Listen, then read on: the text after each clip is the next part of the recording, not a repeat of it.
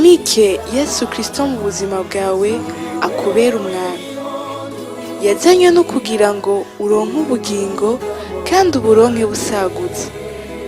Ba mu ijambo rizana ubuzima, ubuzima bwawe bubeho buhinduka. Umusaraba ni etape incontournable. Umusaraba ni kibanza tugomba gushikako. Aho uri kuca hose noti umwami ari kumwe nawe.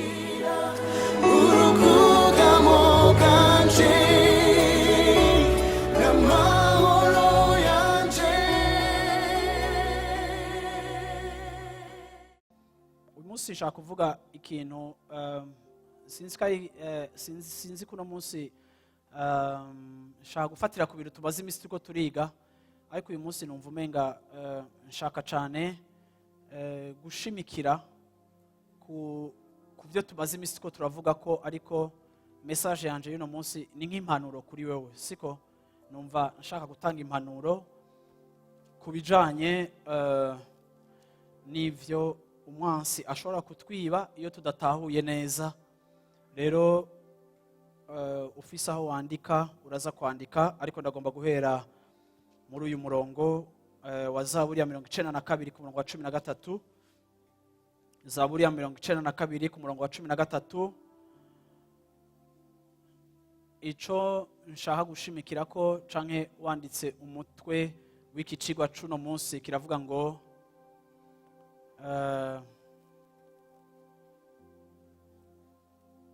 ni gute no kungukira mu bikorane vyacu, canke ni gute mu bikorane, ni gute mu nzu y'Imana, ni gute mu makoraniro no kunguka ivy'Imana ishaka kuzana mu buzima bwanje. Yesu ashimwe cyane. Amen. Uyu munsi ndashaka kuvuga kuri culte, ndashaka kuvuga ku gikorane canke kuri ibi dukora, nico nshaka guhagarara ko kuri uyu munsi. Ndasenga kugira ngo ibi bigufashe guhindura ingene ubona igikorane cawe no kwitegurira kuba mu myanya yawe yari yose yo kuba muri présence y'Imana, kugeza no ku rugezo nshaka kubahimiriza, kuko hariho abantu usanga kubera tuba turi muri weekend, ku munsi wa gatandatu niwo munsi wa nyuma canke niwo munsi usanga abantu rimwe na rimwe araba indiscipline, ukajya mutevye amafilme yose utaravye muri indwi ukayagarukana ukayaraba, ukajya amasaa 8, uravyumva. Hama uyu munsi kwa Mungu dutanguye kuvuga message nkaca ndakubona uri kurasinzira. Hariho abantu bakunda gusinzira muri culte, kandi iyo uri kurasinzira bica binyereka kurusha, ariko sinibaza kusinzira ku kazi kandi sinibaza kusinzira ku ishuri. Bisobanura ngo ibindi uravyitegurira ukagenda uri en forme, ako mu nzu y'Imana ukazwira uhenuke. Ndagusengera ngo ntuzosubire gusinzira muri kino kibanza, cyo gituma urushengero rwacu guguruye umuyaga winjira ku mpande zose kugira ngo ntusinzire. Bwana asifiwe sana. Mbwira rero umuntu mwicaye uti vyuka mu izina rya Yesu. Haleluya. Bwana asifiwe sana. Amen.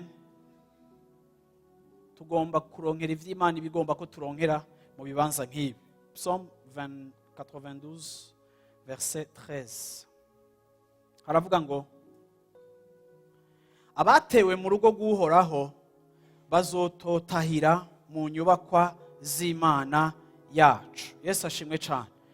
Abatewe mu rugo rw'Uhoraho bazototaharira mu nyubakwa z'Imana yacu. Haleluya. Amen. Abatewe mu nzu y'Uhoraho bazogira gute? Bazokwamira ivyamwa, uravyumva, mu marembo y'Uhoraho. Aponere yatubwiye amarembo. Bwana asifiwe sana. Abatewe mu nzu y'Uhoraho, ceux qui ont été plantés dans la maison de l'Éternel, uravyumva, porteront des fruits dans la cour de Dieu. Iki kintu ndashaka kivuga ko gato uyu munsi, ariko ndashaka ndakigire ko mera nk'unyaruka kugira ngo nze kugaruka neza ku ciyumviro, ariko ufise aho yandika ashobora kwandika ivyo bintu ngomba kuvuga ko bingahe canke bingahe mbere yuko nshimikira ku ciyumviro canje nyamukuru. Bona sifuwe sana. Ico nshaka gushimikira ko ca mbere ngomba ko usobanukirwa, ndagomba utahure neza yuko icifuzo c'Imana ari uko igihe cyose abantu bayo bakorana canke igihe cose abantu baza bakarenguka bakaza mu nzu y'Imana, intumbero yabo nyamukuru ari ukumva Imana canke ari ukubona Imana, igihe guhaguruka kwacu no kuza hano hantu objectif principal aba ari uguhura n'Imana no kuvugana n'Imana, igihe cose usomye Bibiliya cyangwa ugasoma mu mateka y'ijambo ry'Imana, tugenda tubona yuko igihe cose Imana yamye yipfuza kuba mu makoraniro aho abantu bakoraniye mu izina ryayo kugira ngo ibagirire neza. Amen. Rero ico ugomba kumenya nuko igikorane canke ugukorana kwacu kose ni kimwe mu bintu tugomba iminsi yose gufata nk'ikintu kidasanzwe. Yesu ashimwe cyane. Tumaze iminsi tuko turiga ku incu gutazira, ariko kandi ni imwe muri activité y'ibintu bikorega muri service yacu canke muri culte yacu. Ariko kandi ndashaka uyu munsi kugukangurira kandi gusubira guha agaciro culte zacu canke service zacu canke aho hariho hose ugenda gusengera, ari muri cellule de prière, ari hehe, ndagomba kugira ngo umugisha w'ikintu tukironkamwo uri determine n'urugezi ico kintu tucubashe. Ijambo ry'Imana riratwereka yuko ico abantu bubashe, uravyumva ico abantu bahaye agaciro, kigaragaza ukwizera bafise muco baronkera aho hantu. Kandi ico uhaye agaciro, Imana izokigira isoko ry'umugisha w'ubuzima bwawe. Ivyo ni wabitahura bizohindura ingene ubona igikorane canke iyi rendez-vous idasanzwe tuba twaje ko. Tumaze iminsi twiga ko ku munsi wa Mungu turambara tugashaza tukaza dusa neza tugahereza ko, kuko ari umunsi mukuru aho tuza kwigina, aho tuza muri présence y'Imana. Haleluya. Rero tugomba gutahura yuko ico kintu ari ikintu kizohindura ubuzima bwacu igihe tumenya yuko igihe cose tuje mu nzu y'Imana tuje mu kintu Imana ubwayo yubashe. Muravyumva, ahantu Imana ubwayo yashimye kumanifesta presence yayo, natwebwe ko tuzi yuko Imana n'intebe yayo ihari kuko tuje kuyihimbaza, ariyo tuje kurondera. Itrone y'Imana iri invisible, ariko par la foi turakomunia n'Imana. Rero aho ugeza guha agaciro amakoraniro n'amateraniro yacu, naho hazogenda harushiriza kudetermina umugisha urondera canke uronkera mu gikorane icarico cose. Haleluya. Rero ndashaka kuvuga ibintu tugomba kumenya, sivyo? Canke ibintu bishika kuri 6 tugomba kumenya, ndabivuga nyarutsa nihuta, wandike ivyo tugomba kumenya, siko uvyandika ahantu. Ikintu cambere tugomba kumenya, aho abantu bose bakoraniye mu izina ry'Imana, Imana irahaba. Ico ni ikintu cambere tugomba kumenya. Igihe waje hano hantu ntaco bitwaye uza kurongora louange, ntaco bitwaye uza kuvuga ubutumwa, ivyo byose sivyo biri important, ariko igifisa akamaro no gutahura yuko igihe cose iyo dukoranye, iyo tuje mu nzu y'Imana, Imana irahari. Ikintu cambere twonoha, umuntu wa mbere twubaha muri kino kibanza, umuntu wa mbere tuza kuraba iyo tuje mu nzu y'Imana ni Imana. Igihe cose haje ibindi vyimviro bikwereka muri programme cyahindutse canke cabaye gitandukanye n'ivyo wewe wari witeze, ndagomba ngo wandike kandi utahure neza yuko aho turi dukoranye dutumbereye izina ry'Imana, Imana iba muri iryo koraniro. Kigira kabiri tugomba gutahura nuko igihe cose iyo dukoranye, igihe cose abantu b'Imana bahuye, igihe cose abantu bakoraniye ahantu barondera Imana, ikoranira iryo ari ryo ryose, Imana yamifise ijambo rishobora kuba ritahuwe n'abari mu gikorane, ndaza kubigaruka ko hanyuma, ariko nganabwiye ngo ikoraniro ryose Imana ibibifitiye ijambo. Uyu munsi Imana iragufitiye ijambo. Yesu ashimwe cyane. Iyo duteranye, iyo ico kirafasha abantu bose baba bategura ibikorane, ico kirafasha abantu bose baba bategura indirimbo byose n'ibiki, igikoraniro ryose Imana ibirifitiye ijambo. Iki mugomba kugisobanukirwa. Ndakunda kuvuga ngo ivyo tubigisha si ivyo tuzi, ariko ivyo tubigisha ni ivyo tuba twahawe. Hari igihe kenshi nk'umuntu nshobora kumva mu bugombe bwanje mfise icyo nshaka kubigisha kuko ndacumva kandi ndagitahura, ariko ikintu nize gutahura nagiye ndabibona mu buzima bwanje bwo gukorera Imana. Hariho n'amaswata nakubise akanyigisha, Imana yaranyigishije irantahuza neza yuko ivyo tubigisha ntibigomba kuba ari ibintu necessaire tuzi, kuko ivyo tuzi ni vyinshi, ariko ivyo nzi birashobora kuba bitari destine kuri rikoraniro ry'uyu munsi.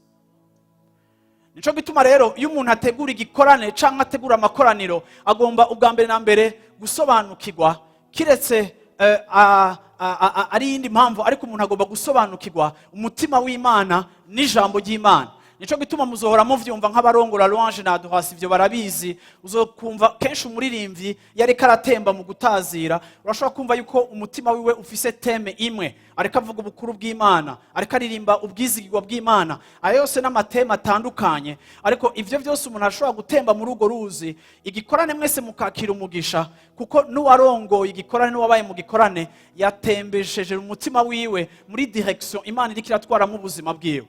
Bisobanura ngo amakoraniro agomba kuba ikintu gitegurwa kandi gifatirwa umwanzuro canke gifatirwa le sérieux nécessaire ku bantu bose bari impliqué mu makoraniro, kuko ikoraniro cyose Imana iragifitiye ijambo. Nico gituma iyo tuje imbere yanyu ntituza dufise experience gusa, dufise gukora ivyo tuko turakora, ariko tugira susi n'umwitwarariko ko kumenya nikihe kintu Mana ushaka kubwira abantu bawe, nikihe kintu Mana wateguriye abantu bawe, nikihe kintu Mana ugomba ko dukomunika abantu bawe. Nico gituma iyo uje uzi yuko hari ijambo Imana igufitiye kuri uyu munsi. Ariko kandi sivyo gusa, n'uwari we wese aba mu gikorane ati uyu munsi hari ico Imana igomba kuvugana na twebwe. Iyo importance nuko kumenya ko, murabizi mugiye muri dote canke iyo mugiye mu munsi mukuru usanzwe, murambona abarundi dufise culture nziza y'ijambo. Uzohora wumva abantu bicaye, uzamusi umuntu ariko arakujyugwara ngo n'ijambo ry'uyu munsi niriye. Cyane cyane iyo ugiye mu manza z'abatawuneri usanga badafise umuco w'ijambo. Hari igihe utumira abantu bakanywa bagafungura, ariko bakakujyugwara bavuga ati none ko wadutumiye ijambo niriye. Kuko uyu muntu atanga kubomboranya imirongo ijambo. None wowe wadutumiye ko nta jambo. Bwira umwicane turubanza rwose rugira ijambo. Yesu ashimwe cyane. Haleluya. Rero igikorane cyose uravyumva, service yose ubamwo uravyumva, ugomba kwitega kumenya nikihe kintu Imana ifise cyo kumbarira uyu munsi. Mu bintu byinshi ishobora kumbarira, nikihe kintu Imana igomba kunshikiriza. Cyo cari ca kabiri. Kigira gatatu, Imana iraha agaciro, uravyumva, cyo nakivuze, urabona ari Imana iha agaciro ikoraniro ryose. Siriko ndavuga ku munsi wa Mungu gusa, ariko niyo muba muri cellule de prière, niyo uba wahuye na mugenzi wawe mwakoranye mufise umwanya wanyu wo gusenga, ikoraniro iryo ryose riba rito riba rininiya. Ico ndashaka kwivuga ko kenshi cyane, kuko murambona hari abakristo, hari umukristo uhora ubona iyo turiko turahamagara abantu mu masengesho n'ibiki, hari umukristo ubona ko yinamu yaravuze ati aho bavugiye amasengesho nanje uyu munsi vema ndaje mu masengesho, kazonya arashitse arasoboka. Wabona mwese haturabazi, hariho umuntu ubona yinjika ko ati ntawe araza mu mahombi, ariko yashika gacashanga tuvuge hagati mu ndwi umunsi w'amasengesho, dufise agapodium mukuru baho bamwe mutanazi ngaha kariya kari hariya twagateretse ngaha, uravyumva. Hama abaririmbyi kuri podium hahagaze abaririmbyi babiri, uravyumva. Umuntu agashika yahora aza dimanche akabona protocole irikirere abantu kwegera imbere pour la première fois, babandi bicaye hari inyuma mutinya imbere, kazonya barakuzanya bakwicaritse ngaha anya, uravyumva. Ugasanga igikorane hari n'igihe twisengera atani ibintu birebire atana ama instrument, tugatangura tukatsa muri lembloche teleco telebloche ya wa muntu ukamuraba ukavuga ati man, ukabona uti uyu muntu ndisuri ko atazogaruka.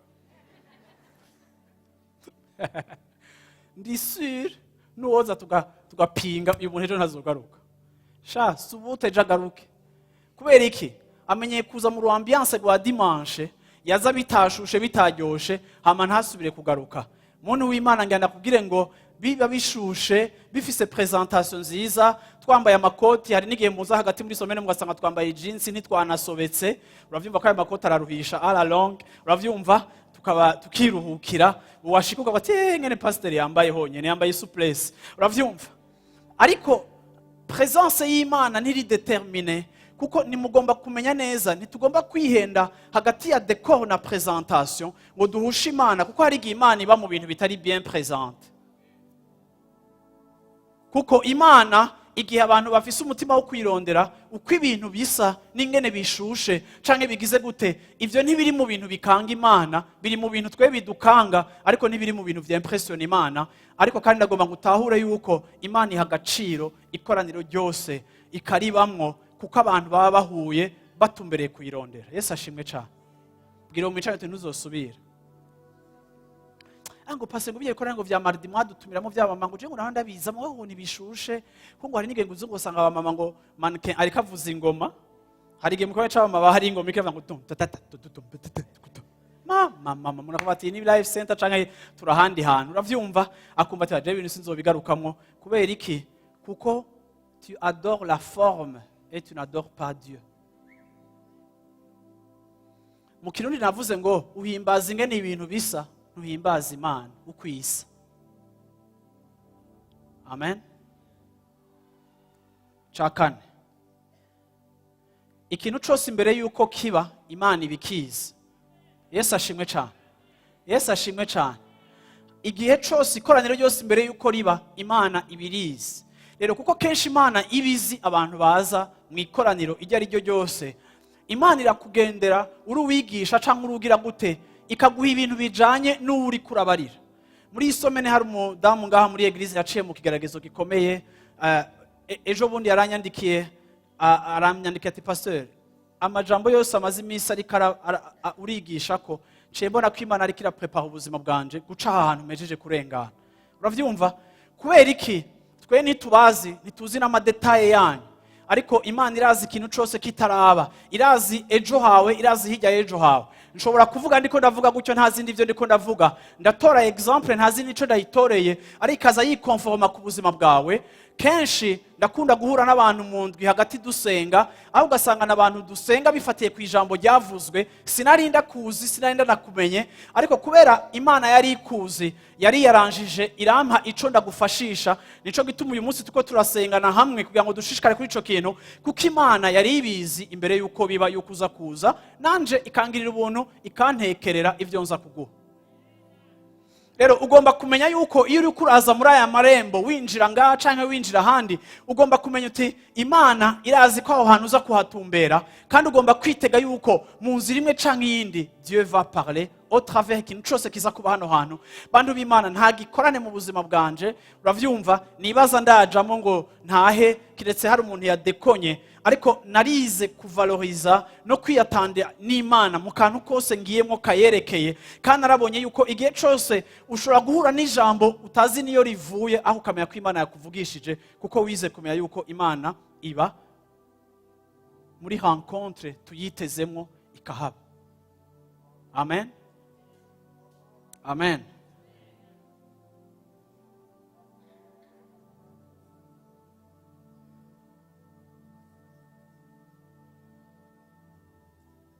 Jean 7:37.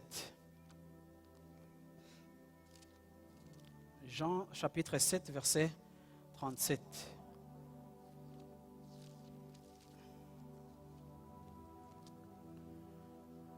Nukuri mu mutima wanje ndibaza kandi ndizera yuko Imana iriko irashaka kugendera ishengero ryayo mu buryo bwo kuva mu kamenyero n'idini, kuko ni uburyo Satani atwiba mu kuduha kumenyera ibyo tudakwiye kumenyera.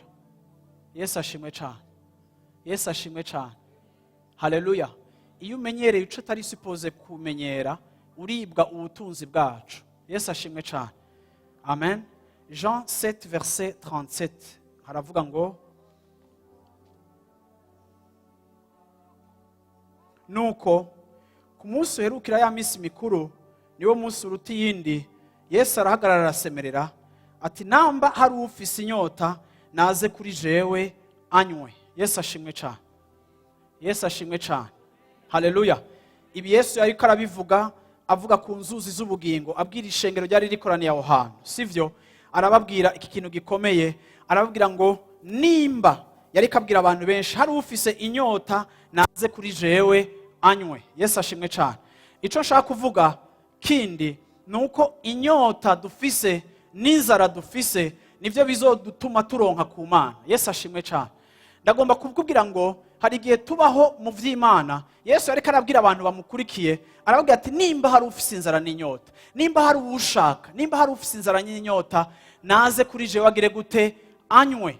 Ndagomba kuvuga ngo inzara wazananye muri kino gitondo, inyota wazananye muri kino gitondo, hariho abantu uyu munsi aya masandi ko ndavuga ubutumwa, hariho abantu igikombe cabo camaze kuzura, hariho abantu ubunya bari muri dessert, hariho n'abandi bantu uyu munsi baza gutaha yumva umenga nta n'ikintu na kimwe cabaye muri service bivanye n'inzara n'inyota twaje dufise, nibwo rugezo twakirira. Mwese ashimwe cyane. Igihe cyose ugomba kuraba ubuzima bwawe no gupima yuko utari kuraja ahantu habi. Mbega inzara yawe ingana gute? Mbega inyota yawe ingana gute? Yesu yaravuze ngo nimba hari unyotewe, nimba hari ufise inzara, naze kuri jewe anywe. Igihe tuba tuje mu nzu y'Imana, igihe tuje muri culte, ikintu cambere kidusunika kuza hano hantu si uko ari dimanche hama tukaba turaba Kristo. Oya, iyo raison tuyifute. Ariko ikidutera kuza hano hantu tukaza mu nzu y'Imana nuko hariho inzara, nuko hariho inyota muri twebwe yo gushaka guhazwa no gushaka kwakira de la part du Seigneur. Amen. Igihe cyose rero uje mu nzu y'Imana ugomba gusuzuma umutima wawe. Mbega inyota mfitiye Imana n'inzara mfitiye Imana nivyo biriko biramotiva uno munsi gushaka kuja mu nzu y'Imana? Nivyo bintu biriko biransunika? Nimba hari ibindi bigusunika bishobora kuba ari amarezo agutumuza, ariko ndagusengera kugira ngo iyi mpamvu yo kwipfuza Imana no kunyoterwa Imana ibe mpamvu ya mbere principal igusunikira kuza mu nzu y'Imana. Ndanyotewe, ndashaka, ndamukumbuye, ndamwipfuza, ndagomba kuronka umwanya wo kuba muri presence y'Imana. Haleluya. Amen. Amen.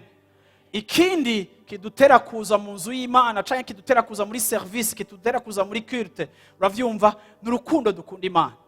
Uravyumva? Ndagomba kubaza umuntu wese ari muri kino kibanza, mbega wumva urukundo rw'Imana nico kintu gwa gutuma wumva ushaka kuza kwiga vyinshi no kuronka vyinshi no kuyihimbaza? Wumva ari urukundo? Uravyumva? Canke bamwe hariho umukopini uri kuraronka muri eglise, uravyumva? Ndabizi. Kera madamu tugitangura kwegerana mu rushengero, uravyumva, narashobora kumenya ko ataje muri eglise. Ntarinze kumubona, ariko telma iyo ukunda uramenya naho wawicara hajya kicara ngaho uramenya ko yasivye canke yaje. Gacu usanga rero kenshi abantu bakunda kuba no mu bantu badasiba mu bikorane. Utaravye neza nimba umwe ari muri protocole n'undi injira muri protocole. Kubera rimwe na rimwe uravyumva hariho mbonya nwenze, uravyumva abirimwo Bwana asifiwe sana. Uravyumva rimwe na rimwe wamubona ari hajyanye ukabona uravyumva ukumva uranezerewe, ukarazisereza ko n'igikorane kiraheze. Abajene Imana ibababarire cyane. Bwana asifiwe sana. Yesu ashimwe cyane. Je nabivuze ko yahejeje kumbabarira, ariko wowe ukibirimo atanso. Impamvu yawe yo kuza mu gikorane agomba kuba urukundo ukunda Imana, hama ivyiduha après. Ariko d'abord Imana, mbwira mu cyane uti Imana. Yesu ashimwe cyane. Yesu ashimwe cyane. No mu rundi ruhande hari gihe haba hari uwaguhevye canke yagutsitaje akagutuma uheba eglise. Ndagomba kubwira ukime ngo niwaje muri eglise kuko muri kumwe n'uwo muntu, ariko garuka muri eglise naho mutakiri kumwe, kuko wewe wazanye muri eglise no gukunda Imana. Abadutsitaje bakihari canke batahari twe turazi. Hari abantu muganira ngo ngo vema ngo je maze imisi ngo ntaza, ngo pastor ngo ntibabimenye ngo hari umuntu wo muri eglise hajyanye ngo mu warongozi yansitaje. Alors ugira uhere wume, erega waje gukomunia n'Imana. Yaragutsitaje, ariko ugomba kuveya aske igitsitaza yakojeje ubuzima bwawe kitakwirukana muri presence y'Imana, kuko still uracakeneye Imana. Haleluya. Urukundo dukunda Imana. Bwana asifiwe sana. Yesu ashimwe. Ikindi kidutera kuza canke tugomba kuza dufise iyo tuje mu nzu y'Imana ni kugira gute? Kugira ico twiteze. Yesu ashimwe cyane. Amen. Kugira mu cyane kugira ico twiteze. Urashobora gusoma Psaumes 42 verset 1 ukagera no ku murongo wa 2. Psaumes 42 verset 1 no kugira umurongo wa 2. Murazi gitumaga abantu b'Imana abantu mwisibira uko mushaka. Uravyumva? Nuko kenshi niyuje wawaje kubera swati waronsa umwanya canke nyene ebane ejo warabuza amafaranga ujyama kare. Hama abandi hariho abantu bazana mu rushengero no kwiyagiriza. Maze imisi usiba, maze igihe kirekire usiba, hama culpability tukameme ndateye isoni reka nje mu nzu y'Imana. Uyu munsi waje kubera isoni. Ariko nganabwiye ngo isoni zihezwa no kuza kabiri canke gatatu. Uzoca usubira kubita amaframe wisubira muri habitude zawe. ariko igihe cyose tuza mu nzu y'Imana dufite icyo twiteze twavuga ati ijya ni rencontre avec le Seigneur, ijya ni rencontre n'ahantu ngiye guhura n'Imana, hari icyo niteze nza kuronka muri présence y'Imana. Bwana asifiwe sana. Ico gihe ibikorane vyawe ku munsi bizogenda bitandukanye. Ndafise abantu benshi ngaha muri eglise, nukuri usanga chaque culte irisa bivaye n'ico yaje yiteze. Rero uburyohe bw'igikorane n'ububihe bwaco ntibihagaze ku vyakorekewe kuri podium, naho navyo bifise importance, ariko bihagaze mbega waje witeze iki. Mu Baroma haravuga ngo tubayeho mu kugira ico twiteze. Nikihe witeze? Waje uyu munsi witeze iki? Waje uyu munsi ushaka iki? Mbega mu bucuti bwawe n'Imana iyi rencontre iyi dimanche wayijemo ushaka kubona iki? Ibibazo byose ndiko ndakubaza urashobora kubibika mu mutima wawe cyangwa ukavyandika ahantu, ariko bimwe birashobora kukwereka yuko uzanwa mu rushengero n'umugenzo kurusha uko, ni naco gituma kenshi atacuharonkera. Navuze 42 havuga gute? Nk'uko impongo ihuzagizwa yipfuza imigezi, niko umutima wanje ubuzagizwa ukwifuza amana. Umutima wanje ugirira Imana inyota, Imana nzima. Nzoza ryari ngo nseruke mu nyonga z'Imana. Yesu ashimwe cyane. Aka verse mwakumvise mukamfashe kwasubiramo. Come on. Nk'uko impongokazi ihuzagizwa. Mwabivuze nawe. Nk'uko impongokazi ihuzagizwa yipfuza imigezi, niko umutima wanje uhuzagizwa ukwifuza Mana. Umutima wanje ugirira Imana inyota, Imana nzima. Nzoza ryari ngo nseruke mu nyonga z'Imana. Urumva iyi attitude? Nzoza ryari mu nyonga z'Imana. Nijyari nzoza gucontempler gloire y'Imana. Nijyari nzoza kwigina no kuninahaza uburyohe bw'iyo Mana yanje. Ndakunyotewe Mana, ndagushaka Mana. Yesu ashimwe cyane. Uravyumva? Rero tugomba kuza dufise icyo twiteze guhura nayo, twiteze kwigukorako. Waje ugwaye ukaza witeze kwigukorako, waje umerewe uko witeze kwigukorako, waje uburagijwe ubuza amahoro ukavuga ati Mana ndakunyotewe uko biri kose I need you Lord. Ni wowe nshaka, ni wowe nifuza. Rimwe ngereranya iki gikorane cyose rikorane ryose nk'igikorane n'icumba cacu c'amasengesho. Naho mu cumba cacu bitandukanye, ariko kandi ikinda kigereranya, uravyumva aho tubona, uravyumva icifuzo, inyota, aho dufise inyota, uravyumva yo kuba mu bwiza bw'Imana. Bwana asifiwe sana. Amen. Haleluya.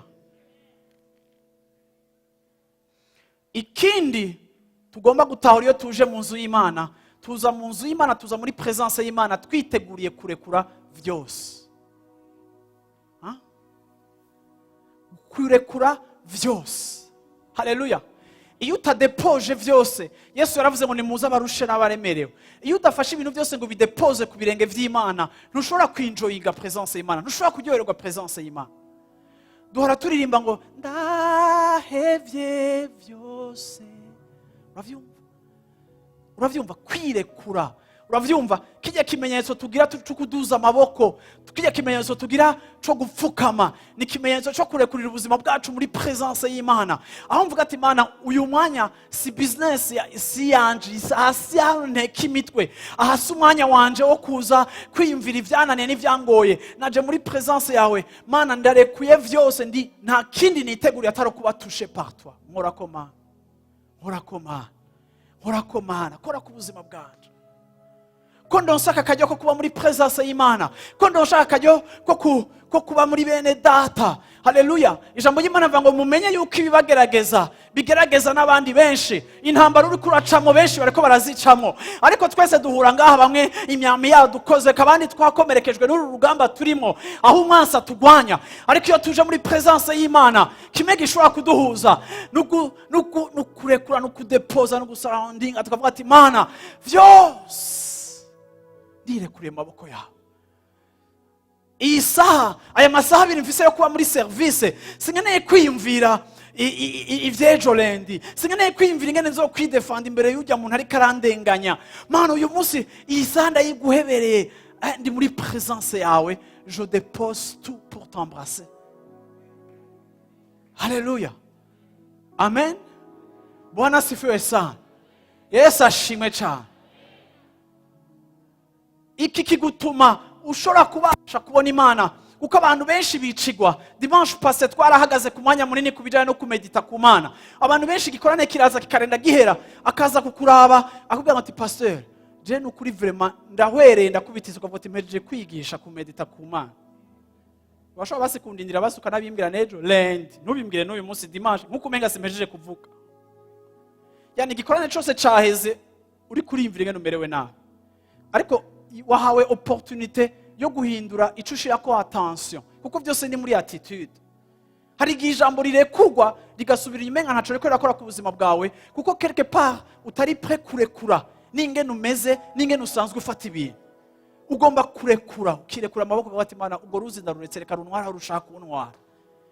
Bantu b'Imana ngenda bahebuze, hari igihe mu buzima bwacu tudashobora kumetriza, ahantu tunafika kipindi kimoya chenye hatuwezi hata kutambua penye tunaenda, venye vinapitika kwa maisha yetu, venye vinapitika unasikia hata hatutambui hata yes igerata na kimwe ntaho ncavuga ni Imana ndagushimira kutangiza Imana kuko sinahura, ariko ibi binyibutsa ko jewe ndi umuntu kuko sinahura, ariko kandi ndaje imbere yawe kuko you understand everything.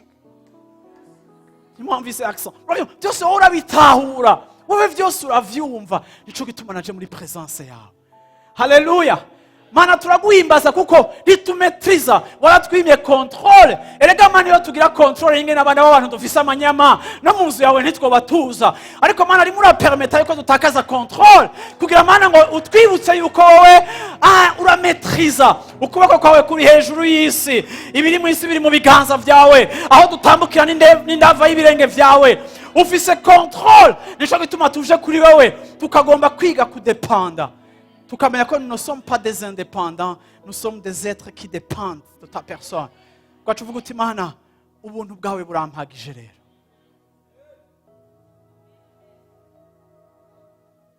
Haleluya, haleluya, haleluya, amen. Imana ishimwe cyane. Numva umenga ndiko ndagenda ahantu ho kuvanga, ariko kandi andika kandi ikintu uravyumva iyo ushaka ko uba igikorane yo kugufasha canke gufashwa muri uyo mwanya, ikindi kintu kigomba kugufasha, uravyumva. Iki ni kintu tudakunda gukora, ariko ndashaka kibatumirira mu gatoya. Igihe cyose reka ndababwira, igihe cyose ntiwige gutegura rencontre, reka ndababwira ikintu kimwe. Iyo uzi kugiye ahantu uza guhura n'umuntu urimvira ivyo muza kuganira, so ati n'uguha akazi canke n'ugiye gukubita ishida y'ikibazo cyawe, uraprepara iyo rencontre.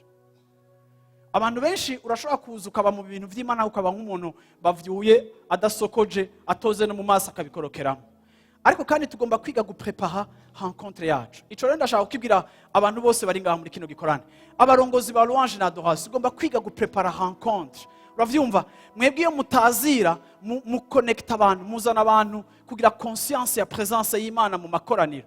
Rero birabasaba yuko culte imbere yuko muyiviva, birabasaba ko muyiprepara muri prière, ko muyiyumvirako. Uravyumva, hari uwo muri mwebwe Imana ihaye ijambo, hari uwo Imana ihaye zaburi, hari uwo Imana ihaye ijambo ryo kumenya, hari uwo Imana ihaye parole ya prophétie. Uravyumva, hagomba kubaho ikintu ca préparation. Uravyumva, twege culte imbere yo kuza kwigisha marisomene ndayirimwo. Je mva ngaha uyu munsi ku mugoroba ndaza gutangura kwimvira kuri dimanche prochain. Uravyumva, nkagera mardi atakintu na kimwe numva kihari, sishobora kuza ngaha ne improvisa ngo nuko sanzwe mfise byinshi byo kuvuga. No, ndamenya yuko atacimana impaye yagihaye yundi, kuko tugomba kuviva. Uravyumva, tugomba kuba muri préparation. Uravyumva, ukamenya ku munsi wa gatandatu, narabivuze igihe kimwe nigera kuvuga kwino ngico, ukamenya ku munsi wa gatandatu eteje nzoja mu nzu y'Imana.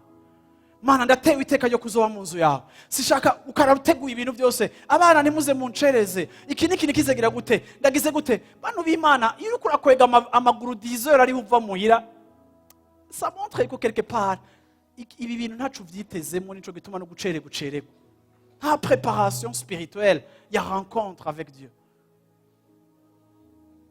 Bantu b'Imana, ndashaka gusulinya iki kintu, ni vyiza ko duha agaciro ikintu cyose dukora kikaba kiri biblique, gikore neza. Gikore neza. Ico cyose Bibiliya ihora ivuga, gikore neza. Hamuzura abe yuko naco nimba Imana yakigize isoko ry'umugisha kitazokubera umugisha ku buzima bwawe. Amen. Yesu ashimwe cyane. Nico gituma ibi no bibwira eglise yose, no bibwira n'abari muri protocole, no bibwira n'abari muri technique. Urabizi muri technique ushobora kwibaza ngo ibintu ukora ngo ni ibintu by'insinga, ariko iyo service nawe utayiprepare ukayiviva kandi ukamenya yuko iyi ni rendez-vous idasanzwe, iyi ni rencontre idasanzwe, aho Imana iri hagati mu ikoraniro, aho abantu baje bafise ibitandukanye bibaremereye, baje kurondera presence y'Imana. Nico gituma no muri technique murashika kare mugategura ibintu byose kare, ibintu byose bikaba biri bien fixe, kuko umuririmbyi arashobora kuba kararongora louange agatsitazwa n'ikintu mutariko murakora neza hari inyuma, ariko kandi avangiwe gato kubera souci technique bikamuaffecta spirituellement. Uruzi gwiwe Satana akaruperturba kubera iki quelque part hari ikintu kicloche. Rero culte iri spirituel, ibi bintu dukora ngaha biri spirituel. Abo muri protocole yo mwakira abantu, yo mugira gute, uravyumva? Turafise umukristo ngaha yahinduye eglise, aza kuba umumambre wa eglise kubera mu protocole umwe ngaha ingena mwakira, kugeza naho yamuzanye kwijambo Imana imubariye ko atavyara araronka umwana. Kuko ari umuntu wibaza ngo protocole ngo ibintu by'amabaje n'ibintu by'amatoki woke si security sikomba. Uravyumva? Ikintu cyose kiba ngaha anya kigomba kuba kiri linked, uravyumva, na aspect ya rencontre y'Imana. Uko mugerageza gutunganya ibintu byose ngaha no kugira ibintu byose no gucreate atmosphere, tugomba kuba suri yuko atmosphere ngaha ikintu cyose ngaha anya byose biriko vyubakira gutwara abantu ahantu hamwe. Tugomba gupreserva rencontre y'umuntu n'Imana, iyi intimité, iyi celebration, mu kintu cyose kiza kuba kintu kikaba neza cyane. Rero nta departement nimwe muri eglise iri charnel, nta gikorwa na kimwe ngaha na kimwe gikorwa kiri technique gusa, nubwo bimwe bisaba ubuhinga kanaka, ariko ibikorwa byose bigomba kuba bifise intumbero nziza kandi bifise umwuka mwiza. Nico gituma préparation ari ikintu kiri important. Arabaza, arabakira, arabagira gute. Bona sifiwe sana. Yesu ashimwe cyane. Haleluya. Amen. Amen.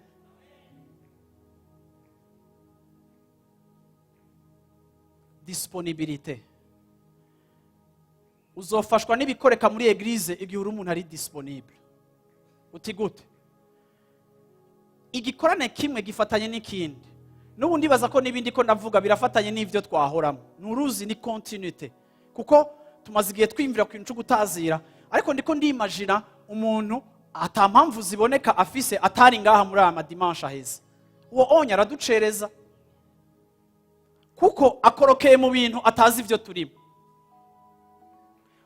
Nitubasaba kuza ngaha imisi yose, ariko basi iyo misi mike tubasaba kuza, tumenya yuko mu guhabwa bimwe, mu kugaburirwa muri bimwe, mu kupartaja revelation imwe, mu kuguruka amaso ku rugezo rumwe, bigenda vy'influence ingena aha hantu hameze.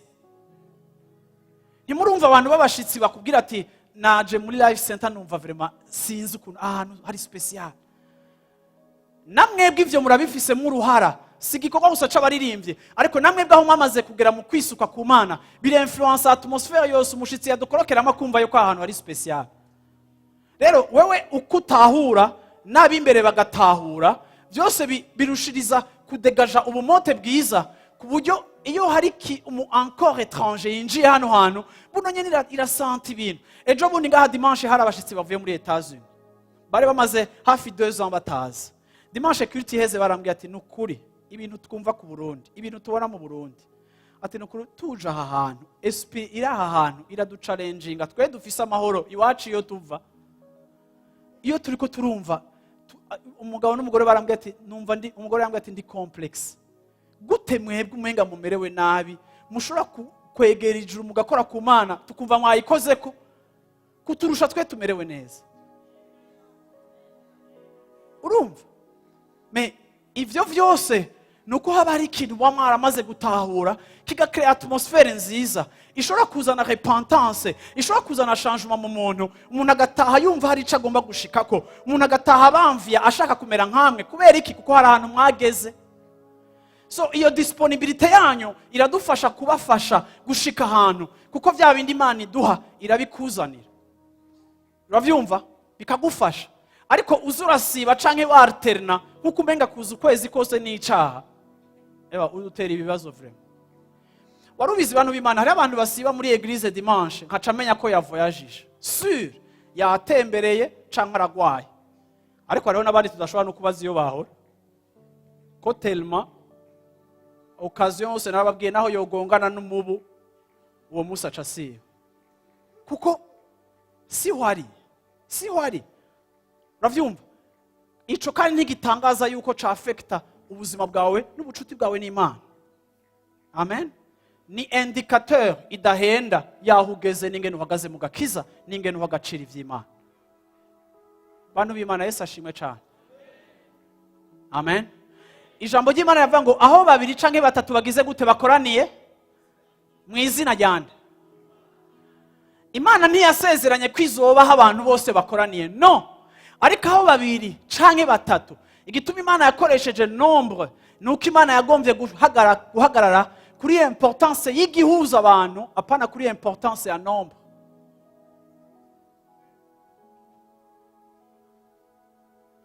Ejo muri navuganye n'umuntu wo muri Canada, nanyumva nta kundi, ariko ni example ngomba kubitanga.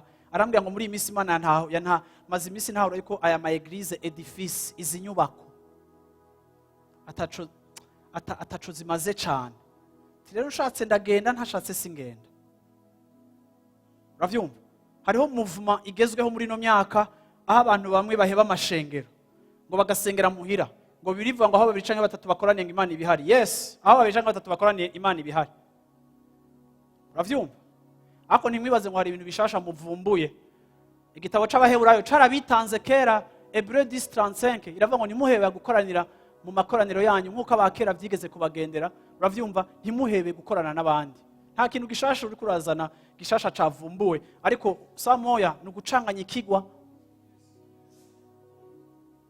Nugucanganya ikigwa. Uravyumva? Kuko dushobora kuba turi mu rusengero cyangwa tutari mu rusengero, ariko ijambo ry'Imana riraduhimiriza kuba abantu bakorana n'abandi. Kandi Imana iratanga promesse ku muntu yinjiye mu cumba ciwe agasenga mu ibanga. Imana iramuha isezerano ikamubwira ngo maze so wo mwijuru azokumva ari mu ibanga akwishure amaso y'abantu abona bose babireba. Niko Bibiliya ivuga. Iyo ni promesse y'umuntu asenga ari wenyene. Ariko Bibiliya iraha n'isezerano abantu basenga bakoranye n'abandi. Uravyumva? Aho babiri canke batatu bari mu izina ryanje nane nzoba ndi hagati yabo, nzobumva. Bisobanura ngo hariho umugisha wo mu makoraniro y'abandi nkuko hariho umugisha w'amasengesho yawe wenyene. Nta na kimwe canira ikindi, byose urabikeneye kandi byose Imana irabigenderamo. Bwana sifiwe sana. Yesu ashimwe cyane. Haleluya. Amen. Ikindi kidufasha, uravyumva, ni gushika ku masaha, punctualité. Mugira kigoro, ndamaze kubona ko tumaze iminsi abantu bagerageza gushika ku masaha, ariko kandi musubire kandi mugira kigoro. Kubera iki? Hari exhortation zishobora gutangura igikorane kigitangura ntuzibemo. Uravyumva? Hama washika hagati mu gikorane ugasanga abantu bako baratemba, ariko ivyatangura bwa mbere vya prepare vyakurikira bwa kabiri ni suite logique. Uravyumva? Kandi ni n'ikimenyetso cyo kubaha. Uravyumva? Kumenya yuko urabona iyo ugiye ahantu president aza kuza, uravyumva, iyo ugiye mu ikoraniro president azamwo n'ugutumye arakubwira amasaha utegereza kuba washitse, kuko president ifopa ko ushika inyuma yiyo. Muramaze kubibona? Uravyumva?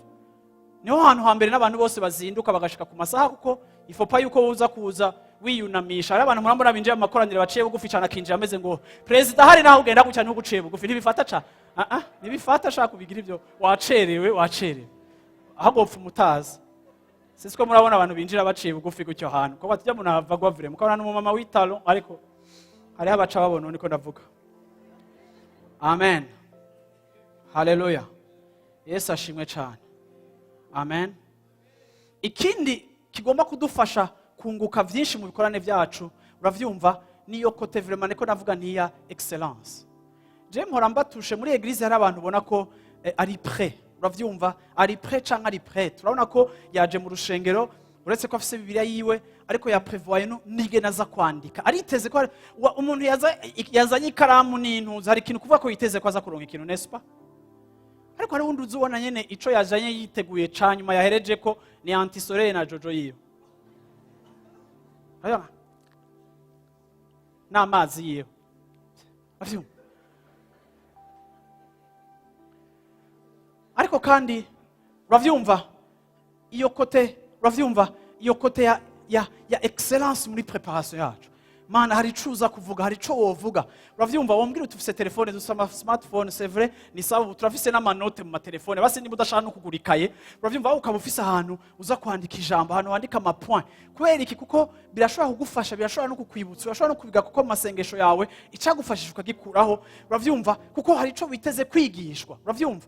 Nabantu bake muri mwege muhora mugenda mu maseminaire ya formation canke mu ma conference babazanira ama block note, sivyo? Mu ma église ateye imbere muri Etats-Unis winjira muri église protocole iguha block note. Uravyumva kuri ca kigaba basi kitanazizanya ariko tugihikaye aze gufata note yibiza kuba. Uravyumva ariko kandi urabona nta muntu nimba ugenda muri seminaire ya formation ukagenda utwaye ibitabo n'ibiki kugira ngo ufate amanote kwe kuza mu nzu y'Imana ntufate note. Nta kihari rero. Ntaco muhumvira. Ni théâtre. Acanga ufise capacité yo kumemoriza ya hatari urafata mu mutwe cyane. Shaka uburi gitangaza mu gufata mu mutwe. Ivyo ndiko ndavuga byose l'année prochaine uzoba wavyibagiye. Exactement muri septembre le 18 mbego no musi. Le 18 l'année prochaine uzosoba kwikigina kimwe nakora kubera iki kuko nta capacité ufise yo kubika ibintu byinshi. Uravyumva? So iyo rero tuza muri ya préparation yacu tuza twagize gute twiteguye kwakira. Amen. Haleluya. Iki narakivuze ko iyo tuje muri culte uravyumva tuza twiteguye gutangira Imana. Uravyumva ni ikintu naco turaciyumvira ko tuba turi conscient ko kigomba kuba. Uravyumva ku muntu asanzwe atanga arazi kombe bifise akamaro. Kudasanzwe abikora arabikritika. Ariko kandi iyo tuje muri service tuba twiteze gutangira Imana. Kindi kigira kabiri tuba tuje gute tuba tuje tuzi ko turaza kuronka umwanya wo guhimbaza. Uravyumva nimba turi mu mwanya wo guhimbaza je hari haba pastor bahora bansitaza kandi ntibinanshikira kenshi ukabona umupastori muri louange na adoration afashe Bibiliya. Hari n'abantu mpora mbona bishika nkaca mbona ko hari ikintu badatahura.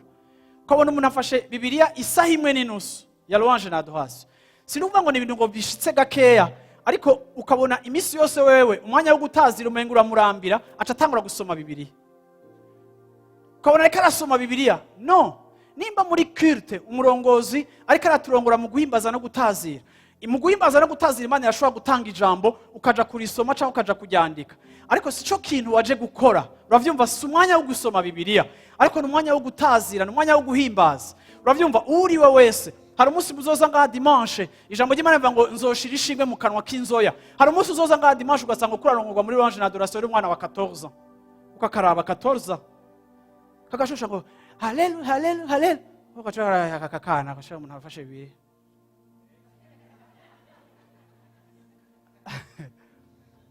Reka nakubwira ikintu kimwe naho yo bafise 14 akaba yahawe autorité yo guhagarara ngaha icari karaturongoramwo ugomba kukirespecta kandi wacubahiriza ntuzoba wubahirije necessaire mu myaka yiwe uzoba wubashe. Uravyumva abamwizigiye bakamushira hajya kandi uzoba wubashe icari karakora no muri uko kubaha Imana ikuzanamo umugisha ku buzima bwawe. Sinzi ko muko muranyumva ndiko ndavuga service ndiko ndavuga culte yacu ukuntu igomba kubimeze. Yesu ashimwe cyane. Rero turiko turaririmba turiko turahimbaza nimba turiko turakoma amashi nimba tudugije amaboko nimba baturongogira gute uravyumva wigisha umutima wawe kuba appliquer ku kintu cyo kirakogwa. Uravyumva nico bita guparticipa muri culte. Cyo bita kugira uruhara mu biriko birakoreka. Uravyumva kuko kimwe mu bintu vya mbere byica ubuzima bw'abantu mu makoraniro yacu nukuba aba spectateur. Ndagomba kugira ngo nta muntu numwe yicaye ngaha ari indorererezi. Mwese mu buryo bumwe cyangwa ubundi muraparticipa.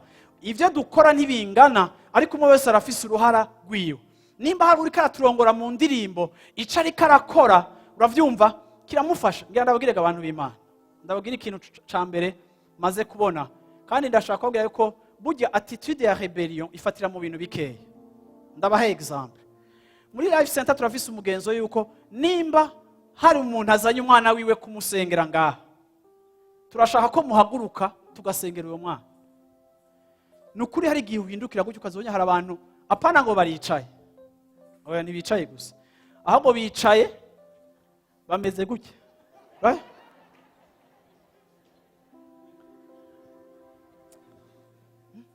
urashobora kubwira abantu duhaguruke dukora iki kintu, ukabona yuko abantu ibana ari akantu ka rebellion vraiment, hariho attitude ya rebellion mu bantu, kandi uzubirabe ni mu tuntu duto, ariko uzorabe hariho abarongozi, umurongozi wese afise ukuntu ameze. Papa arakara kundusha, papa arakara ngo rikorane abashaka ko muhagarara, nimesema mushima honyine urashobora kumubona avuze ngo nimesema mushima, mukabona ko umenga arazi gutsitara. Hajya ahantu atsitaye mushobora no kumutera kuvuga ibintu atari ashaka kuvuga, ariko kubera defa umuntu wese ahagaze imbere arakeneye participation, arakeneye nagira ngo mupfuma muna mufenda oya. Ariko shatse kuvuga ngo iyo uje kuze muri culte, sivyo, ifo kuza uri prêt guparticipa mu bintu biza gukoreka. Part yawe n'uruhara rwawe ruranyubaka nanje, biramfasha nawe uri impliqué, sivyo?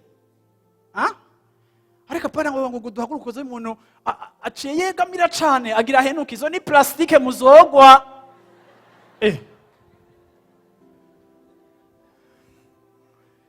Bwana sifiwe sana.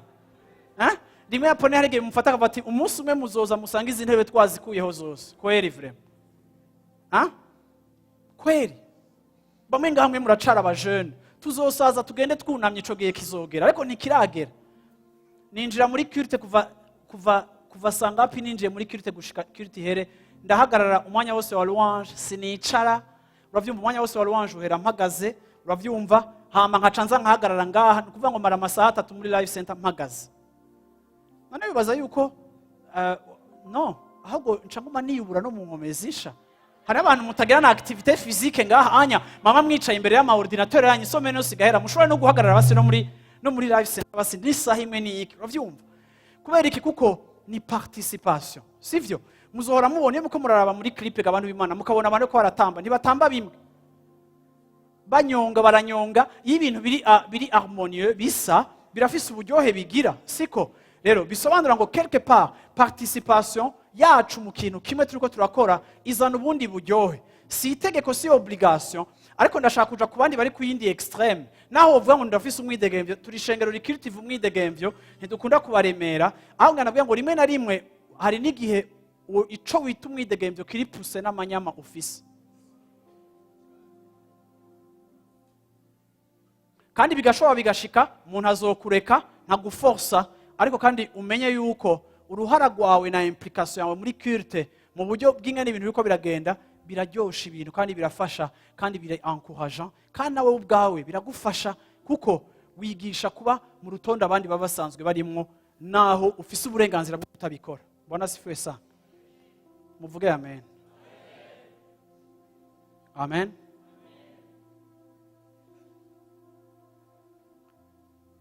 Ndagomba kurangiriza kuri iki kintu. Igihe kimwe Yesu yarabajije ngo ninde ankozeko. Bwana sifiwe sana. Iyo nkuru mwese murayizi. Igihe Yesu yavuga ngo ninde ankozeko, abigishwa baramubariye ngo mwigisha, aba bantu bose bariko barakugunda bagukozeko bangana gutya, uriko urabaza ikibazo ngo ninde ankozeko. We ntubona ko hari abantu benshi, ntubona ko abagukurikira ari benshi, ntubona ko igikorane kirimo abantu benshi. Ako kandi ico kibazo Yesu yabajije kiratwereka yuko presence y'abantu benshi muri culte ni signifie yuko abantu bose bariko barabeneficia ibiriko birakorekera muri culte. Kuba turi benshi nibisobanura yuko twese turiko turakora ku Mana. Ariko Yesu hari umugore yamukozeko, Yesu aravuga ngo ninde ankozeko, nkuko umenga abandi ntibariko baramukorako. Reka nakubwire ngo hari igihe ushobora kuba uri mu ikoraniro, ako kanya ugakora ku Mana kuko wamenye aho waroye. Ariko kandi abona yuko uyu mugore mu kugwara kwiwe yagiye gukurikira Yesu, afise icyo no kwita inyota, afise attente, afise expectation, afise icyo yiteze, afise icyo arindiriye, afise icyo ashaka kuronka. Igihe cyose uzoza mu nzu y'Imana, mu gikorane cyo cyose, mu ikorane ryo ryose, ufise icyo witeze kuronka, ico kintu kiragutandukanya n'abandi baje. Iyo turaba mu kivunge c'abantu tubona ko muri benshi, ariko bake bahora bamukorako, ntibisobanura ngo Yesu ngo ari available canke Yesu ntari disponible kuri bamwe. Si ukuvuga ngo Yesu yagendeye bamwe nka ya ndirimbo ngo ugendera muba. Naravuze ni iryo jambo siryo, aho Imana iriko iragendera abandi. Imana igihe cose ikeneye kugendera abantu bose, ariko urugezo rwo kugendererwa n'Imana rufatanye n'urugezo rwo kwitega Imana. Igihe mu buzima bwawe hariho kwitega Imana, hazobaho kugendererwa n'Imana. Igihe cose uzoza mu nzu y'Imana, ntibizosubira guhagarara kuri repertoire baririmba zishasha, baririmba izishushe. Ndakunda kubivuga ko sinsupport abantu bavuga butumwaza ngaho imbere akavuga ngo nimudushire mu izishushe. Ntisi ibintu byo gushusha, nta vyizishushe, ni muri ama brochette kandi si barbecue turiko turagira muri eglise. Ariko nta vyo gushuha, umuririmbyi imbere atwagwa na muhemu yera, arongorwa na muhemu yera, akumviriza ingene amurongora, ashobora kumuprepara imbere yo kuza, bishobora kuba spontane, ariko muturinde gushaka repertoire kanaka, kuko ntitwaje kurondera urukurikirane na repertoire, ariko twaje kurondera gukora ku Mana. Nimba indirimbo iza kumutuma adukoresha ku Mana cyangwa asuka ubwiza bw'Imana, kuko ayikoze nawe mu kurongorwa, ico gihe nawe muri kwa kwitega kwawe le miracle va se produire. Bantu b'Imana ngira ndangize ndababarira iki kintu. Iyo tuje mu gikorane, iyo turi ngaha, ikibacita igicaniro. Igicaniro na hantu Imana yahurira n'abantu, na hantu Imana yashobora kuza ikamanifesta présence. Iyo usenga muhira wubaka igicaniro personnel ca famille. Iyo usenga mu rushengero uba uri mu gicaniro ca bene data, aho dukorana mu mahanga yose, mu moko yose, mu ndimi zose, tuza guhimbaza Imana. Iyo turi ngaha twubaka igicaniro, hama igicaniro c'Imana kiri spirituel, ni kiri technique. Rero iyo twubaka igicaniro c'imwemu, abacubaka ko bagomba kuba abantu b'imwemu, bagomba kudependa kuri esprit de Dieu. Igihe rero abantu b'Imana nkamwe muje ku gicaniro, natwe abaherezi tukaba turi ku gicaniro, twese uko turi imigwi ibiri itandukanye, twese dufise obligation yo kubaka igicaniro kiri agréable à Dieu. Kuko igicaniro kirashobora kubakwa ariko ntigihimbare Imana, ariko igicaniro gihimbara Imana ni gihe rero iyo tuje aba intervenant bose kuri ico gicaniro, twese tuba turi muri yo bantu b'Imana. Bantu b'Imana, ibikorane byacu bigomba guhinduka, relation yacu n'Imana igomba guhinduka. Ndabizi ko bidashobora guhera guhindukira ngaha dimanche canke vendredi, ariko bizotangura guhindurira muri attitude y'umuntu wese ku ruhande rwiwe. Imana irageze, Imana iradusaba ko igomba ko tuyihanda un culte agréable. Amakoraniro canke ikoraniro, uravyumva, igikorane canke service, uravyumva, iri agréable. Yesu ashimwe cyane. Haleluya. Ikoraniro, igicaniro kirashobora kubakwa muri présence y'Imana, abantu barashobora gukora ibintu, ariko kandi igihe cose ibiriko birakorwa mu buryo bwiza nivyo bituma umuriro w'Imana umanuka. Yesu ashimwe cyane. Ndavuze ngo iyo ivyo turiko turakora vy'Imana biriko birakorwa neza, niho umuriro w'Imana umanuka. Umuriro w'Imana ugomba kumanuka. Yesu ashimwe cyane. Haleluya. Umuriro w'Imana ugomba kuza mu buzima bwacu. Ibikorwa vy'Imana biri palpable, biri authentique, bigomba kuza mu buzima bwacu. Yesu ashimwe cyane. Haleluya. Amen. Imana ishimwe cyane. Nico gituma nababwiye ngo musubiremo iri jambo igicaniro, nashaka ko mutahura iki kintu. Yesu ashimwe cyane. Uravyumva? Gicaniro ni kigereranyo cyo mu isezerano rya kera, mu isezerano rishasha twocita ukundi. Ariko igicaniro n'ahantu Imana yaza, umuriro w'Imana ukamanifesta cyangwa umuriro ugasepara ivy'Imana n'ibitari ivy'Imana. Nico gituma umuriro wagomba ku intervene. Kandi iyo umuriro wintervenye, uravyumva, werekana approbation, werekana ko Imana yakiriye, yemeye. Ndagomba kubabwira ngo hariho culte tugira Imana ikazakira, hariho service dukorera Imana ikayakira. Uravyumva, muri Romains chapitre 12 haravuga ngo mutange imibiri yanyu, uravyumva, nk'ikimazi kihimbara, niho kuyikorera kwanyu kogira ikimazi, niho culte yanyu yoba agréable. Ndashaka rero kurangiza ndababwira ngo hari igihe ivyo dukorera Imana bishobora kutaryohera Imana, ariko twabikoze. Rero igihe cose icama kigaragaza canke kizokwama kimanifesta agrément, canke kwakirwa, canke kwemerwa n'Imana, c'est toujours le feu de Dieu, la présence du feu de Dieu mu buzima bwacu. Umuriro w'Imana, umuriro w'Imana, umuriro w'Imana. Muntu w'Imana usengera muri Life Center nawe uri umushitsi, ndakwipfuriza ngo igihe cyose ukoze ivyo Bibiliya ivuga, ndakwipfuriza ngo umuriro w'Imana uzokwama usanga mu vyawe mu izina rya Yesu Kristo. Haleluya. Umuriro w'Imana canke presence y'Imana ni kimenyamenya, ni icemezo c'uko Imana yabanye na wewe mu izina rya Yesu Kristo. Haleluya. Yuko Imana yahabaye. Ico nico dushaka. Bantu b'Imana, ibi bintu twoba dukora vyoba birambira. Wana bamwe murashushe muko muragira umuyaga, uravyumva ibi bintu nimba bitafite objectif yo kudegaje umuriro w'Imana. Le feu de Dieu, umuriro w'Imana uturira ugakonsuma. Umuriro w'Imana uturira ivya kameremere kacu. Umuriro w'Imana uturira ibikorwa bipfuye bipfa gusa bitubamwo tukabohoka. Umuriro w'Imana uturira ivyifuzo bibi bitubamwo bikadisparesa. Umuriro w'Imana uturira ivyacu ukaresa puse ivy'Imana. Umuriro w'Imana ukomeza alliance yacu n'Imana. Umuriro w'Imana utuma dukomezwa canke turushiriza kunesha. Nico dushaka iyo twaje gukorana. Nico gituma agaciro duha ivyo dukora hano hantu gatumbereye haniniya kugira ico bikoze mu buzima bwawe. Haleluya. Haleluya. Narabonye amakoraniro abantu bashobora gusimba cyane. Uravyumva? Narabonye amakoraniro abantu bashobora kugira théâtre nyinshi. Narabonye amakoraniro abantu bashobora kugira spectacle nyinshi. Kandi kuri ivyo abanyafrika des fois turaba champion. Uravyumva? Narabonye amakoraniro afise ibintu wobona umenga Imana yaje ariko muhemu yarakakubwira yuko biri vide, biri charnel. Musi umwe n'ahantu mu gikorana abantu barasimba, ono y'ugusirimba, abantu bagasimba, ukabona yuko hageze n'igihe vyabaye charnel. Ukabona kumenga aba bahungu bari muri competition. Kuraba usimba hejuru cyane. Ukabona ngo fata, kora shwa, ukabona uravenga harasimbi hariya. Ukaraba gatako uyu muntu kwera karadora Imana. Uyu muntu hari upense iri linked ku Mana ku bintu ariko arakora. Me ukabona vyumva Satani yaraduteye. Des fois hari ibintu tuba dushaka kubera abantu turakunda lo sensationnel, abantu turakunda show, abantu turakunda ibintu biboneka ko birimo umuriro. Umuntu akamara isaha agira ivyo bintu abantu bakubatisha Imana yari hajya. Reka nakubwire mu bintu byose bibiva ngo l'homme spirituel juge de tout. Ikiza gushiraho itandukaniro muri forme ibintu vy'Imana n'ivyigana vy'Imana birasa, ariko ikintu kiza gushiraho différence c'est le feu.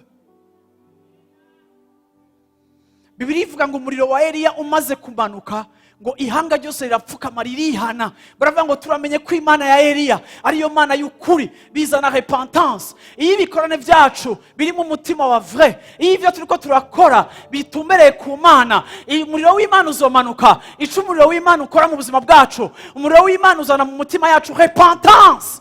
Umuriro w'Imana uzana muri twebwe kwibona ubusa n'ubwambure bwacu. Igihe Yesaya yabonye Imana yavuze ngo ewe jewe ndanduye, yabonye abamarayika ariko avuga ati ndanduye, arealiza humanité yiwe en face ya divinité, abona ubwambure bwiwe imbere yo kwambara kw'Imana, aremera arozwa kuko presence y'Imana izana utandukanye ivyacu n'ibitari vy'Imana. Hakaza repentance, hakaza kwegera Imana, hakaza gushaka Imana, hakaza inyota ku Mana. Ihanga ryose ryarasubiriye ku Mana ya Eliya rirayikurikira kuko bahejeje kubona authenticité, le témoignage de Dieu manifesté au travers le feu de Dieu. Shengero ry'Imana, nifuza ko ibikorane vyacu, nifuza ko amakoraniro yacu, nifuza ko mwishengero umuriro w'Imana waka, hamwe bidakenewe ko umuntu arina arasurinya certaines choses, ariko aho ibintu biba authentique, bikikora, bikaba vrai. Ico nico dushaka, ico nico twifuza. Ababareyari barakoze louange ya adoration ikomeye, barasimba, baragira utugenegene, baragira ibiki, barahamagara Imana muri forme vyasa n'ivy'Imana. Ariko uko amasaha yagenda nta kintu na kimwe cigeze cerekana ko Imana ihari, kuko bari barashizeho ikintu kiza kubereka ko Dieu est là. Eliya kabibutsa ati kumbura Imana yanyu yamaze urubanza, kumbura Imana yanyu yagiye, bakagira ibintu ariko nta kintu na kimwe caparvena gusohora umuriro w'Imana. jewe nawe iyo twari kwa muri ico gikorane twavuga ati Imana iraha. Murabona abakristo bavuga ngo Imana iraha hantu, ngo vyagenze gute? Ngo vraiment ngo hari ubushobozi bw'Imana ku by'umupastori yasengera umuntu akamusimbira mu nda yirukana abadayimoni, ukabona n'ujya muntu wasimbira mu nda ngo ntacaba. My goodness. Ahubwo ujya umuntu Imana yamutabaye. Ivyakweretse Imana ko hari umuntu basimbiye mu nda ntiyavomisa. Eske kuderivura umuntu birakeneye ko tumuhonyora? Kuderivura umuntu birakeneye ko tumusuzugura? Ari umuntu yisoneye, ari umuntu Imana iha agaciro. Ubu abakristo ntibakizi kumenya ivy'Imana n'ibitari ivy'Imana. La forme. Mu gihe caba yari ngo barikebaguye baritabura. Iyo bari kubona abantu bariko barikebagura bahamagara Imana ngo Mana manuka, bagatabura amaraso agaseseka, undi agakomeretsa aha, amaraso agaseseka. Abantu bako bati ndabasaba ikintu kimahano, Imana irahari. Ngo abantu bose bakomeretse. Wow. Hewe, kwa, uravyumva ivyo byose kugira ngo bakore ikintu muri forme cotuma Imana imanuka. Nta kintu na kimwe uzokora muri forme ngo ce impression Imana. Murambona abantu igihe kimwe cyo kwibuka Yesu, abantu bamara ibirometero n'ibirometero bagenda ngo bibabaza, ngo bagiye ku musaraba, ngo bagenda bapfukamye. Nta kintu na kimwe gisa nk'ico uzokora ngo ce impression Imana. Rien dans le naturel. Muri kamere mere shaka utabure shaka ugire gute, nta kintu na kimwe gifatika gikanga Imana. Misi yose Imana iba impressionné n'ikintu kiri authentique, kiri vrai, kiriko kirava mu bucuti mufitaniye, mu kintu yari kirakora. Nico gituma Eliya hageze yuko bananirwa bamaze bukeye bakamara n'umunsi ukurikira atagitangaza kirakora. Eliya yaravuze ati mureke nanje rero mpamagara Imana. Ikintu ca mbere Eliya yakoze, yarestoye ibintu selon les principes de Dieu. Yabanje kubaka ibicaniro 12 kuko ni Imana y'amasezerano, ni Imana ya Yakobo, ni Imana yahisemo kugendera mu miryango 12 ya Israeli. Eliya mu kuyihamagara, il restaure d'abord le sens ya famille. Nico gituma abantu b'Imana, pour moi, ama ibintu byose twokora, muza ngaha mwagonganya imitwe, uza ngaha wagaye umugore wagaye umugabo, uza ngaha anya hari uwo mutamura mukanya muri ma conflit, ariko tu viens dans la présence de Dieu et tu nous impressionnes par la forme. Mais nimba ushaka umuriro w'Imana umanuka, genda usananura igicaniro, genda restore ibintu bimwe bimwe, kuko nous avons un Dieu de principe. Kandi principe ziwe zitari appliqué, n'umuriro we ntuzomanuka. Haleluya. Icifuzo rero canje ndangiza, nukuri ndabipfuriza kugira ngo uko iminsi igenda, uko imyaka igenda, turushirize kuronka umwimbu wose le maximum possible y'ivy'Imana iba yatudestinye, kuko natwebwe dufise preparation nziza na respect kuvyo turiko turakora. Maze imyaka 24 nja mu rusengero mpimbaza Imana, ariko ibi bintu vyama biri précieux, vyama ari ibintu bidasanzwe. Uravyumva? Nico gituma ntumirira abantu mwese muri hano hantu, Satani ntakagutuma umenyera ibitamenyerwa. Imana ngira sinzi nuko tuzoyimenyera n'igihe tuzoja mu ijuru, ko biriya ntaci bitubwira ko ntitubwira ko tuzoyimenyera, tubwira ko tuzokwama tuyibona. Rero sinzi gituma twomenyera ivyayo turi ngaha tutaranayibona. Siko nuko quelque part twaratewe. Nico gituma mu mpanuro yanje muri kino gitondo ndashaka gutumira ngo usubire uha agaciro aya makoraniro, aya ariyo yose ujamwo mu izina ry'Imana, usubire uyahe valeur. Hama Imana nayo iba hagati y'abantu bayo izokugirira neza kuko wubasha ico yubasha. Amen. Dusenge. Haleluya. Amen. Mwami Yesu turaguhaye icubahiro, turagushimiye kugira neza kwawe, turagushima Mana akaryo uduha ko kuza mu bwiza bwawe, turagushimira presence yawe, turagushima Mana mu ijuru akaryo uduha Mana mu ijuru ko gushobora gushika hano hantu no kuza mu bwiza bwawe. Ni wowe udutumira ku meza yawe Mana, kandi igihe cyose udutumiye Mana waba wateguye imfungurwa, kandi waba wateguye Mana mu ijuru kutugirira neza, kuko Mana ubu tubonyemo kubaha Mana igihe tuje muri ibi tubikoze kubwo kubaha kuco wewe wavuze. Ndagushima Mana mu ijuru igihe cyose Mana udushoboza gukoranira hano hantu, kandi turagushima Mana mu ijuru. Nico gituma Mana tuje kandi imbere yawe Mana dusubira kandi kugusaba imbabazi Mana igihe cyose iki gikorwa tugikora canke aya makoraniro tuyazamwe mu buryo Mana bw'akamenyero. Mana ndakweretse Mana manque ya respect rimwe na rimwe tugira ku gikorane cawe, aho ushobora kubona abantu umuntu yiyadukiza mu nzu y'Imana ukumva arahagurutse aritavye urutelefone rwiwe, alo akagenda avugiriza urwamo abantu bose bari muri presence y'Imana. Aho Mana mu ijuru abantu bashobora guhipermeta kwicarana bakaganira ibiganiro byabo byose n'udukuru twa weekend iheze, igikorane bakamara igice cy'igikorane bari mu nkuru, ahandi imbere bari ko hararongorwa. Ndakweretse Mana mu ijuru defayo irespect Mana tugira ku bintu vyawe, nuko Mana igitinyiro Mana mu bantu bawe cahavuye Mana kubikwerekeye Mana, kuko ivyo dukora rimwe Mana tutabikoreshwa no kwizera, ariko Mana tukabikora turi puse n'umugenzo n'akamenyero.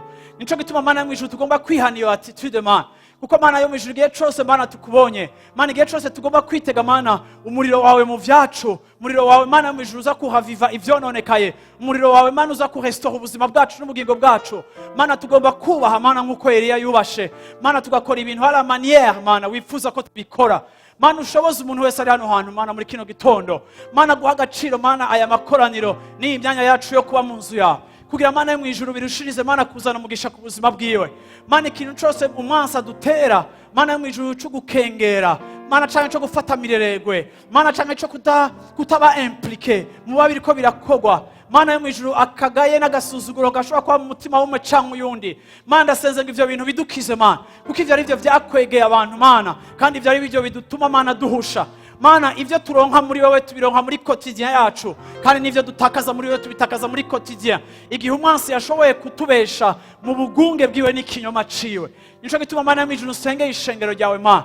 Mana turakwishikaniye Mana, kugira Mana yo mu ijuru dushoboze. Eliya yamanuye umuriro Mana kuko yarasanzwe ari connected kuri wewe, ntiyawumanuye kuri ujya munsi Karumeli, ntiyacreye Horasi itari isanzwe exista, ntiyakoze ibintu ko atarasanzwe abikora, ariko Mana yo mu ijuru yakoze ibintu Mana kuko yarasanzwe abanye nawe Mana. Dushoboze twese Mana mu buzima bwa misi yose, mu bikorwa byacu bya misi yose Mana. Shoboza umuntu wese ari muri kino kibanza Mana kurushiriza kuja imbere yawe no kuba mu bwiza bwawe Mana, kugira ngo igihe dukoranye Mana tube nk'amabuye mazima yakoranye kugira ngo yubake inzu y'impwemo. Nous sommes des pierres vivantes, nous sommes des pierres vivantes, tu nous as destinés à être des pierres vivantes Mana. Dushoboze rero kuba amabuye mazima kugira ngo twubake inzu y'impwemo ariyo ukunda, ariyo uryohererwa Mana. Ntituzokubakira amazu Mana yubatswe n'amaboko y'abantu, ariko Mana inzu uryohererwa kandi ugahimbarirwa ni ya yindi yubatse Mana selon les principes de Dieu. Nico gituma Mana twacitse ihema ry'ibonaniro, twacitse Mana ihema ry'ibonaniro, twacitse ubwacu isanduku y'isezerano, byose biri kombine muri twebwe. Nico gituma Mana nsenze kugira ngo umuntu wese ari muri kino kibanza umuhe kugira iyo compréhension spirituelle y'ubuzima bwiwe nico uri kuramuhamagarira. Urakoze Papa wacu, ni mu izina ryawe Yesu ndabisabye. Abantu b'Imana bavuge ngo amen.